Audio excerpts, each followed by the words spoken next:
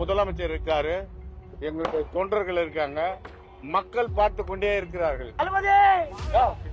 கொளத்தூர் தொகுதியில் சட்டமன்ற தேர்தலின் போது பயன்படுத்தப்பட்ட இயந்திரங்களில் 5 மட்டும் சரியாக வேலை செய்யவில்லை என்றும் இதனை தேர்தல் ஆணையம் தரப்பிலேயே ஒத்துக்கொண்டதாகவும் கூறப்படுகிறது.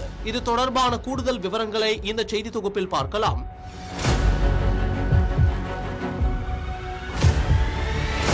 கொளத்தூர் தொகுதியில் போட்டியிட்ட தாவேகா வேட்பாளர் VS பாபு முன்னாள் முதலமைச்சர் மு க ஸ்டாலினை விட 8795 வாக்குகள் பெற்று வெற்றி பெற்றார். முதலமைச்சராக இருந்த மு க ஸ்டாலினே தோல்வியடைந்தது திமுகவினர் மத்தியில் பெரும் பரபரப்பை ஏற்படுத்தியது. தற்போதைய முதலமைச்சர் விஜய் உட்பட பல்வேறு தாவேகாவினர் மு க ஸ்டாலினின் இந்த தோல்வியை பலமுறை கிண்டலடித்து வந்தனர். இப்படியான சூழலில் கொளத்தூர் தொகுதியில் பயன்படுத்தப்பட்ட தேர்தல் இயந்திரங்களில் சிலவற்றை பரிசோதிக்க வேண்டும் என்று திமுகவினர் தேர்தல் ஆணையம் தரப்பில் புகார் அளித்திருந்தனர். இதையடுத்து அந்த தொகுதியில் பயன்படுத்தப்பட்ட எந்திரங்களை திமுக சார்பில் அதிகாரிகள் முன்னிலையில் பரிசோதனை செய்யப்பட்டது.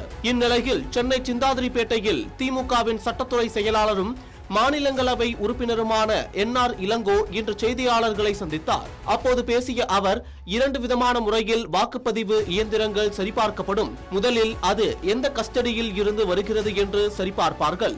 பின்னர் அந்த மிஷின் சரியாக வேலை செய்கிறதா என்று சரிபார்ப்பார்கள். இவ்வாறு கொளத்தூர் தொகுதியில் பயன்படுத்தப்பட்ட 14 இயந்திரங்களை பரிசோதனை செய்ததில் அதில் 5 சரியாக வேலை செய்யவில்லை என்பது தெரிந்ததாக கூறினார்.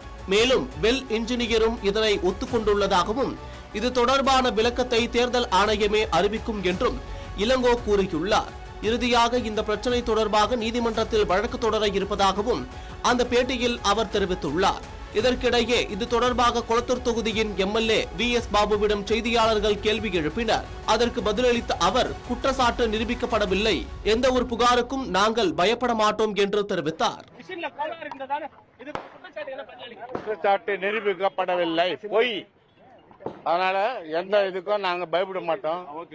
தெரியல, எதுவா இருந்தாலும் சந்திக்க தயார். நான் மட்டும் இல்ல, எங்க கட்சி தலைமை இருக்கு, எங்க முதலமைச்சர் இருக்காரு, எங்களுடைய தொண்டர்கள் இருக்காங்க, மக்கள் பார்த்து கொண்டே இருக்கிறார்கள். மக்கள் பார்த்து கொண்டிருக்கார்கள்.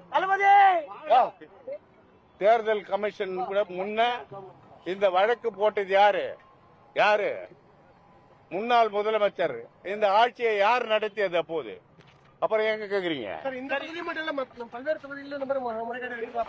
எந்த இதுலயும் முறைகேடு இல்ல. மாநில தேர்தலும் தலைமை தேர்தலும் அருமையாக முறையாக கரெக்டா நடந்திருக்கு. எந்தவித தவறும் நடக்கவில்லை. அப்ப திமுகவினர் வைக்கிற குற்றச்சாட்டுக்கு பொய் குற்றச்சாட்டு. தேர்தல் ஆணையம் பொறுப்பு இருக்கணுமா? தேர்தல் ஆணையம் பொறுப்பு. சரி, இப்ப மிஷின்ல போல இருக்குன்றாரு. இல்லையே, இல்லாத சொல்லிட்டு பாத்துட்டு போயிட்டாங்க வீட்டுக்கு. போயிட்டாங்க.